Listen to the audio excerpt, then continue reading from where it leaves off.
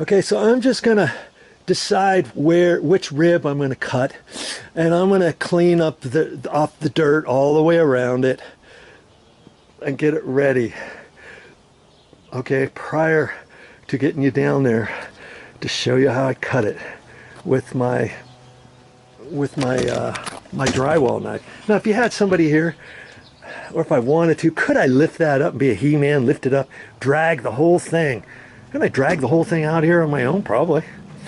But it's easy enough to cut that. It's kind of tricky to cut the backside. You just have to have enough flex on the top as you cut it. Then you can kind of spread it with your fingers and then reach down in between the two pipes and raise the bottom up a little bit, you know, so that you can cut the rest of it. I'll get it. You know what the trickiest part of this project is? Staying out of your way so you can see what I'm doing. That's the trickiest part. Yeah. Okay. Now see, I pulled this away from the wall. This is where I'm going to cut it. Right there.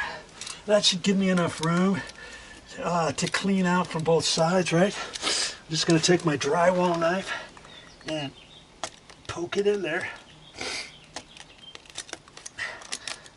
and start cutting. See, I've already started it, and it's kind of tricky because I'm right up next to there. You know what I could do? I could get my oh, I think that's what I'll do. I can get my hacksaw blade and reach up and cut it, or yeah, I might want to do that. I think I'm going to do that to be on the safe side. If I was out in the wide open, then I could reach around with my drywall knife both ways. Okay, I'll get that and be right back.